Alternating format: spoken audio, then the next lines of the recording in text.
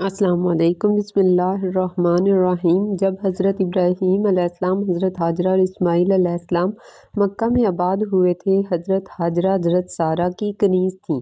سارہ کون ہے؟ ابراہیم علیہ السلام کی بیوی، جنہوں نے ہجرت کی تھی ان کے ساتھ، پھر انہوں نے ان کے ساتھ شادی کی تھی۔ شادی کرنے کے بعد بہت عرصہ تک ان کی اولاد نہیں ہوئی اور یہ حرم میں رہتے تھے۔ حرم میں حضرت ابراہیم علیہ السلام کافی عرصہ رہے۔ انہوں نے وہاں سے دین کی دعوت دی لوگوں کو، لوگ نہیں مانے۔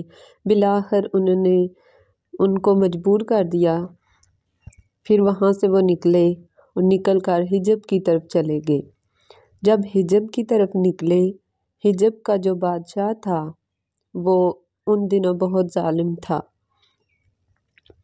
جب اسے پتہ چلا کہ ایک شخص اپنی بیوی کے ساتھ حجب کی طرف آ رہا ہے، اور حضرت سارہ کے بارے میں روایت میں آتا ہے کہ بہت خوبصورت ترین عورت تھی سوائے حضرت حوا کے، کیونکہ حضرت حوا جو تھی وہ حضرت سارہ سے بھی زیادہ خوبصورت خاتون تھی۔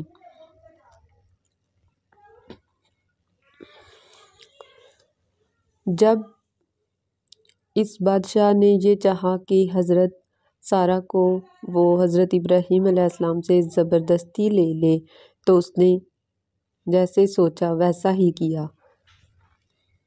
اور اپنے بادشاہ کے کہنے پر اور اپنے سپاہیوں وغیرہ کو بھیجا اور جبراً حضرت سارہ کو پکڑ کر لے آئے۔ حضرت سارہ نے بھی اللہ سبحانہ تعالیٰ سے دعا کی اور پیچھے حضرت ابراہیم علیہ السلام بھی دعا کر رہے تھے۔ چونکہ وہ ان کو پکڑ کر لے گئے تھے، اس لیے حضرت ابراہیم علیہ السلام بھی دعا کر رہے تھے۔ تو جو ہی ظالم بادشاہ نے حضرت سارہ رضی اللہ عنہا کی طرف ہاتھ بڑھایا تو اس کا ہاتھ فیل ہو گیا۔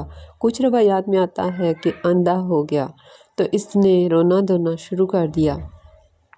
یہ کیا ہوا؟ بہرحال اس نے معافی مانگی اور اس نے کہا کہ تم میرے لیے دعا کرو کہ میں ٹھیک ہو جاؤں تو میں تمہیں چھوڑ دوں گا۔ حضرت سارہ نے دعا کی تو ٹھیک ہوا، اور پھر اس نے دوبارہ آگے بڑھنے کی کوشش کی، یعنی پھر اسی طرح دوبارہ کیا۔ تیسری دفعہ کیا تو بالآخر اس نے کہا یہ کوئی معمولی عورت نہیں ہے۔ ان کو خوش کرنے کے لیے اس نے کچھ زیورات بھی ان کو دیے اور ساتھ ایک کنیز بھی دی، اور وہ کنیز حضرت ہاجرہ تھی۔ یہ کنیز حضرت ہاجرہ تھی۔ حضرت ابراہیم علیہ السلام حضرت سارہ کو لے کر واپس فلسطین آئے۔ حضرت ابراہیم علیہ السلام حضرت سارہ کو لے کر واپس فلسطین آئے۔ اب حضرت ہاجرہ جو تھی وہ بیمار تھیں۔ حضرت ہاجرہ حضرت سارہ کی کنیز کے طور پر ان کے ساتھ رہتی رہیں، لیکن جب انہوں نے دیکھا کہ حضرت ابراہیم علیہ السلام کی اولاد نہیں ہے، ان کو اس بات کی فکر تھی کہ اس کے بعد دنیا میں کوئی دین کا پیغام عام کرنے والا نہ ہوا تو پھر ان کا کیا ہوگا، تو انہوں نے اپنی خوشی سے ان کی دوسری شادی کروائی، اور حضرت سارہ نے اپنی خوشی سے حضرت ہاجرہ کو ان کی خدمت میں پیش کیا کہ آپ اس سے نکاح کر لیں تاکہ آپ کی اولاد ہو۔ حضرت ابراہیم علیہ السلام نے حضرت ہاجرہ سے نکاح کیا، نکاح ہوا تو اس کے بعد اللہ نے حضرت ابراہیم علیہ السلام کو اسماعیل علیہ السلام دے دیے۔ اب ہوا یہ کہ حضرت اسماعیل علیہ السلام جب تھوڑے سے بڑے ہوئے تو اللہ سبحانہ تعالیٰ نے ان کو حکم دیا کہ وہ حضرت ہاجرہ اور حضرت اسماعیل علیہ السلام کو یہاں سے لے کر ایک اور جگہ پر آباد کریں۔ ان کو اشارہ دیا تھا جس جگہ پہ لے کر جانا تھا۔ وہ مکہ میں ان دونوں کو لے کر آئے، یہاں تھوڑی سی کھجوریں اور ساتھ میں پانی لائے تھے، اس کے علاوہ ان کے پاس کچھ نہ تھا۔ ابراہیم علیہ السلام ان دونوں کو چھوڑ کر واپس چل دیے۔ تو جب وہ جا رہے تھے تو حضرت ہاجرہ نے پوچھا آپ ہمیں یہاں کیوں چھوڑ رہے ہیں؟ آپ ہمیں یہاں چھوڑ کر کہاں جا رہے ہیں؟ تو حضرت ابراہیم علیہ السلام جو خاموش رہے۔ پھر آگے گئے تو حضرت ہاجرہ پیچھے آئیں، پوچھا یہاں کہاں چھوڑ رہے ہیں ہم کو؟ پھر خود ہی بولیں کہ یہ اللہ کا حکم ہے، کیونکہ انہیں پتہ تھا کہ حضرت ابراہیم علیہ السلام اللہ کے حکم پر چلتے ہیں۔ پھر انہیں معلوم تھا کہ میرے شوہر اللہ کے حکم کے آگے کوئی دوسری بات نہیں دیکھتے، کسی قربانی سے گریز نہیں کرتے۔ تو جب وہ جانے لگے تو حضرت ہاجرہ نے کہا کہ اگر یہ اللہ کا حکم ہے تو وہ ہمیں کبھی ضائع نہیں کرے گا، اگر اللہ کی خاطر نکل رہے ہیں تو وہ ہمارا ضرور بندوبست کرے گا۔ بہرحال جب کھانا پینا ختم ہوا، حضرت ہاجرہ پریشان ہوئی۔ حضرت اسماعیل علیہ السلام پیاس سے پلک رہے تھے تو پانی کی تلاش میں وہ ادھر ادھر گھومنے لگیں۔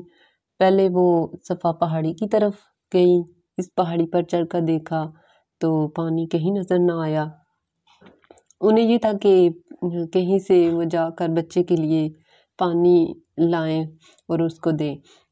وہاں سے نیچے اتری تو دوسری پہاڑی پر چڑھی، مروہ کے اوپر جا کر چڑھی تو دیکھا کوئی پانی نہ تھا۔ بہرحال وہ بھی مروہ پر چڑھی،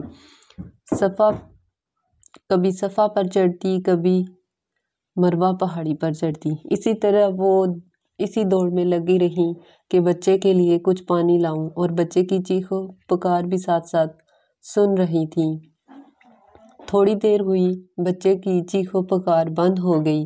انہوں نے محسوس کیا کہ شاید بچے کو کچھ ہو گیا ہے تو تیزی سے بھاگی اور تیزی سے بچے کی طرف دوڑی۔ جب بچے کی دیکھا تو وہاں پر تو پانی تھا، تو پتہ چلا کہ جبرائیل علیہ السلام نے اپنے پر کی ٹپ زمین پر ماری اور پانی وہاں سے نکل آیا۔ حضرت ہاجرہ نے اس پانی کو روکا اور کہا زمزم۔ زمزم کا مطلب ہے رک جا۔ نبی صلی اللہ علیہ وسلم نے فرمایا اگر ہماری اماں ہاجرہ اس کو نہ روکتی تو یہاں یہ پانی کا دریا چلنا تھا، لیکن انہوں نے جب اس کو روکا تو اسی جگہ پر رک گیا اور کنویں کی شکل اس نے اختیار کر لی، جو آج تک دنیا میں مقبول ہے۔